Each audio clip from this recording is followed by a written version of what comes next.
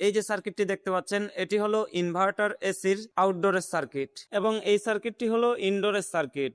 ইনডোরের সার্কিটে দেখবেন একটি এমসিইউ রয়েছে এবং এই এমসিইউ থেকে অনেকগুলো লাইন গেছে আমাদের এই যে এখানে দুটো আইসি দেখতে পাচ্ছেন এই আইসিতে। আজকে আমরা এই আইসি দুটি কি কাজ করতেছে সেটি নিয়ে জানবো। ULN 2004 এ আইসি, ULN 2004, ULN 2003, KIDC 5004। এই আইসি গুলো সব একই রকমের আইসি, অর্থাৎ একই রোল প্লে করে। এই যে আইসিটি দেখতে পাচ্ছেন এটার সর্বমোট 16টি লেগ রয়েছে।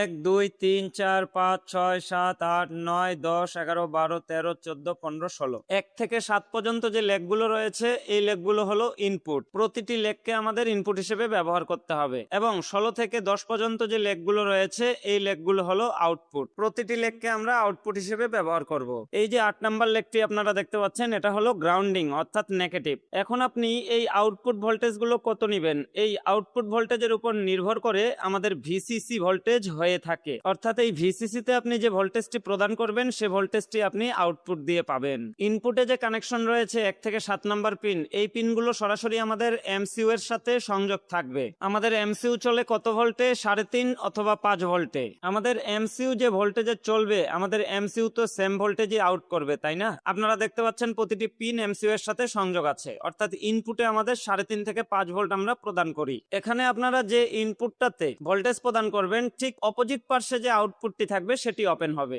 এবং আউটপুটের ভোল্টেজটা নির্ভর করবে আমাদের ভিসিসি ভোল্টেজের উপরে। ঠিক একইভাবে আইসির প্রতিটি পিন কাজ করে থাকে।